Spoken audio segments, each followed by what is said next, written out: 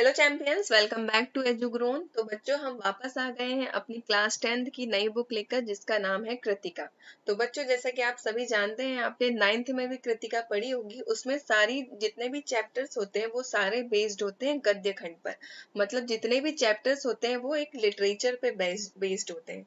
तो हम आपको बता देते हैं कि लिटरेचर में आपकी कृतिका बुक में जो चैप्टर है उनके नंबर से 5। इसमें 5 चैप्टर्स है, पर हम आपको यहाँ बता देते हैं कि जैसा कि सीबीएसई ने एनसीईआरटी बुक्स में रिवाइज किया है तो उसके अकॉर्डिंग अब से आपके चैप्टर्स में ओनली 3 चैप्टर्स ही आएंगे। वैसे हैं 5 चैप्टर्स, बट अब से जो यूजफुल है वो ओनली 3 चैप्टर्स है।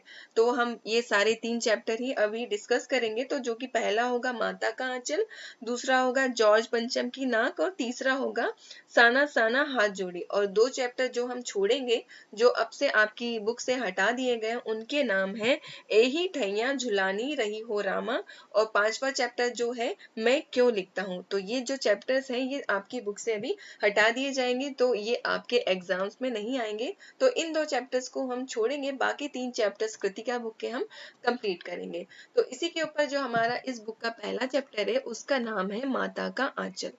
अब जो माता का आंचल है ये कहानी रचित है शिव पूजन सहाय जी के द्वारा।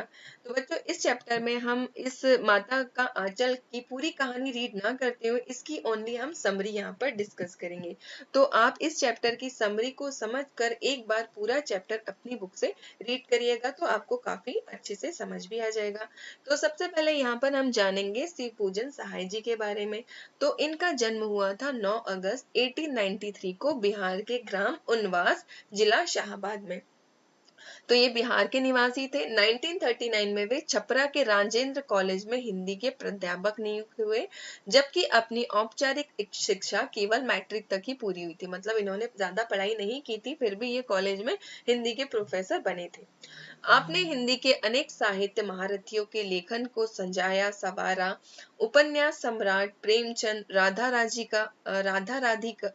राधिका प्रसाद सिंह और जयशंकर प्रसाद की कृतियां आपकी लेखनी का स्पर्श पाकर निखर गई हैं। मतलब इन सारी जो स्पर्श लेखनी है, इनके स्पर्श से बहुत ज्यादा इनमें बहुत ज्यादा इम्प्रूवमेंट आया है या बहुत ज्यादा निखर के हमारे सामने आई है। प्रसिद्ध साहित्यकार रमन ने श्रद्धा के फूल में लिखा है, आचार्य शिवजी ने लिखा कम, पर कामयाबी की पांडुलिपि में संशोधन करने का गौरव उन्हें ही प्राप्त है। मतलब कामायनी जो बुक है बहुत ही फेमस बुक है। इसमें जो भी संशोधन का काम है वो किसने किया है? शिव पूजन सहाय जी ने किया है। और इनकी जो प्रमुख रचनाएं हैं उनके नाम है मारवाड़ी सुधार, आदर्श, मतवाला मौजी, उपन्यास तरंग, गोलमाल, समन्वय, गंगा बालक, जागरण, हिमालय और माधुरी, ये इनकी प्रमुख रचनाएं हैं। तो चलिए बच्चों, हम आज का पाठ हमारा शुरू करते हैं, जो कि है माँ का आंचल।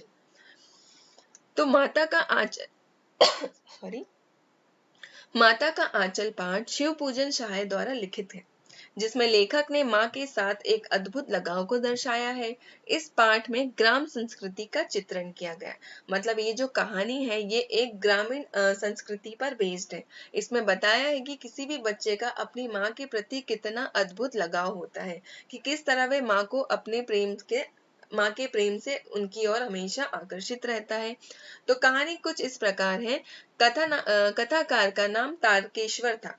पिता अपने ही साथ उसे सुलाते थे, सुबह उठाते और नहलाते थे। मतलब जिनके ऊपर कहानी है उस बालक का नाम है तारकेश्वर।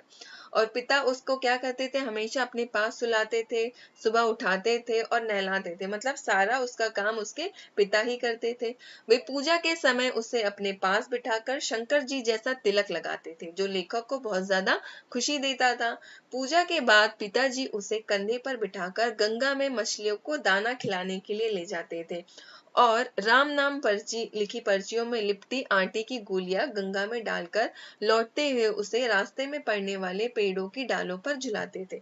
तो मतलब डेली वे क्या करते थे? अपने बच्चे को कंधे पर बिठाकर नदी ले जाते थे, गंगा नदी, और वहां पे मछलियों को दाना खिलाते थे। और लौटते टाइम क्या करते थे? उसे पेड़ों की डालों पर झूला भी झुलाते थे। घर आकर बाबूजी उन्हें चौके पर बिठाकर अपने हाथों से खाना खिलाते थे, और घर आकर ही पिता उन्हें क्या करते थे? अपने हाथों से खाना खिलाते थे।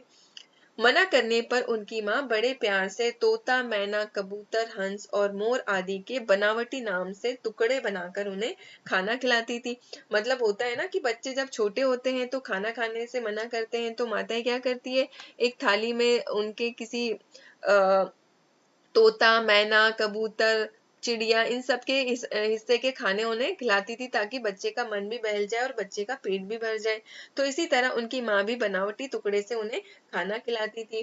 खाना खाकर बाहर जाते हुए माँ उसे झपट कर पकड़ लेती थी और रोते रहने के बाद भी बालों में तेल डालकर कंघी कर देती थी। तो जैसे ही खाना खाकर बच्चा बाहर भागता था तो वो जल्दी से उसे पकड़ लेती थी और बच्चा रोने लगता था। तो वो रोते हुए भी बच्चे के बाल में तेल और कंघी लगाकर तैयार कर कर उसे बाहर भेज देती थी। कुर्ता टोपी पहनाकर, चोटी गूंद कर, फूलदार लट्टू लगा देती थी। मतलब उसको तैयार कर कर बाहर भेज देती थी। लेखक रोते रोते बाबूजी की गोद में बाहर आते हैं। मतलब लेखक रोते रोते कहाँ पहुंच गए, अपने बाबूजी की गोद में पहुंच गए और बाहर आ गए। बाहर आते ही वे बालकों के झुंड के साथ मौज मस्ती करने में डूब जाता है। और जैसे ही बाहर पहुंचते हैं बच्चे क्या करते हैं, अपने दोस्तों के साथ खेल कूद में मस्त हो जाते हैं। वे चबूतरे पर बैठकर तमाशे और नाटक किया करते थे, मिठाइयों की दुकान लगाया करते थे। घरौंदे के खेल में खाने वालों की पंक्ति में आखिरी में चुपके से बैठ जाने पर लोगों को खाने से पहले ही उठा दिया जाता था। तो वे पूछते थे कि भोजन फिर कब मिलेगा। किसी दूल्हे के आगे चलती पालकी देखकर ही जोर जोर से चिल्लाने लगते थे। तो गांव में बच्चे क्या करते हैं, चबूतरे पे बैठकर किसी भी तरह का व्यंग या नाटक करने लगते हैं, जैसे कि घर घर का खेल खेलते हैं, है ना, और मिठाइयों की दुकान लगाते हैं, किसी भी तरह का खेल करके अपना मनोरंजन करते हैं। तो घर में क्या होता था कि खाने वाले लाइनों में बैठते हैं, तो वे क्या करते थे, चुपके से जाकर सभी लोगों को खाना होने से पहले ही उठा देते थे और फिर पूछते थे कि अब तो भोजन हो गया, अब फिर कब मिलेगा। और गांव में ही किसी दूल्हे की बारात जा रही है तो क्या करते थे, बारात के आगे जाके जोर जोर से चिल्लाते थे, जिससे उनको बहुत ज्यादा मजा भी आता था। एक बार रास्ते में आते हुए लड़कों की टोली ने मूसन तिवारी को बुढ़वा बेईमान कहकर चिढ़ा दिया। तो उन्हीं इसी कहानी का एक कैरेक्टर है जिसका नाम है मूसा तिवारी, मूसन तिवारी। तो उसको बच्चों ने क्या कह के चिढ़ा दिया, बेईमान, बुढ़वा बेईमान कह के चिढ़ा दिया। तो मूसन तिवारी ने उसको खूब खदेड़ा, मतलब मूसन तिवारी ने उन बच्चों को खूब दौड़ाया। जब वे लोग भाग गए तो मूसन तिवारी पाठशाला पहुंच गए। तो बच्चे भागकर कहाँ पहुंच गए, स्कूल पहुंच गए। तो मूसन तिवारी भी कहाँ पहुंच गए, स्कूल पहुंच गए उनके। और उनके टीचर से बोल के लेखक की बहुत ज्यादा उन्होंने पिटाई करवाई। और यह सुनकर पिताजी भी पाठशाला दौड़ कर आ गए। फिर टीचर ने उनसे विनती कर पिताजी उन्हें घर लेकर आए। जब बच्चे को बहुत ज्यादा मार पड़ी तो पिताजी ने क्या किया, टीचर से रिक्वेस्ट की और उन्हें घर लेकर आ गए। फिर वे रोना धोना भूलकर अपनी मित्र मंडली के साथ मस्त हो गए।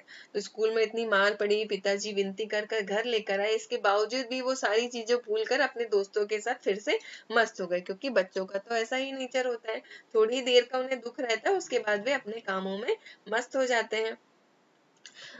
सॉरी। मित्र मंडली के साथ मिलकर लेखक खेतों में चिड़ियों को पकड़ने की कोशिश करने लगे। चिड़ियों के उड़ जाने पर जब एक टीले पर आगे बढ़कर चूहे के बिल में उसने आसपास का भरा पानी डाला तो उसमें से एक सांप निकलकर बाहर आ गया। तो मतलब दोस्तों के साथ मिलकर जब वे खेतों में चिड़ियों को पकड़ने की कोशिश कर रहे थे, दौड़ते दौड़ते गांव में बच्चे क्या करते, कभी चिड़ियों को पकड़ते हैं, कभी तोते को पकड़ते हैं। इस तरह से उनकी दैनिक दिनचर्या रहती है, मतलब बहुत ज्यादा उन्हें ये सारी चीजें करने में मजा आता है।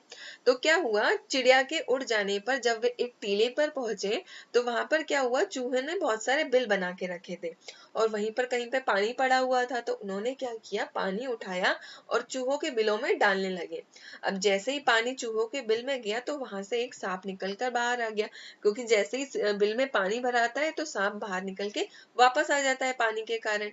डर के मारे लुढ़क कर गिरते पड़ते हुए लेखक लहूलुहान स्थिति में जब घर पहुंचे तो सामने पिता बैठे हुए थे, परंतु पिता के साथ ज्यादा वक्त बिताने के बावजूद लेखक को अंदर माँ से जाकर लिपटने में अधिक सुरक्षा महसूस हुई। तो हुआ कि जब सांप बाहर आया तो लेखक बहुत ज्यादा डर गए और डर के मारे गिरते पड़ते बहुत ज्यादा उन्हें खून लहूलुहान हो गए और इसी स्थिति में वे घर पहुंच गए। और जब घर पहुंचे तो सामने ही उनके बाबूजी बैठे हुए थे।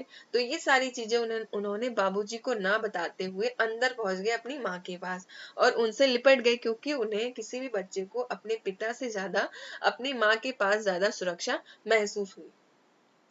माँ ने घबराते हुए आंचल से धूल साफ की और हल्दी लगाई। तो माँ भी बहुत ज्यादा घबरा गई कि बच्चे को इतनी ज्यादा चोट लग गई है। तो उन्होंने जल्दी से उसकी चोट साफ की, धूल साफ की और उसे अब उनकी चोटों पर हल्दी लगाई।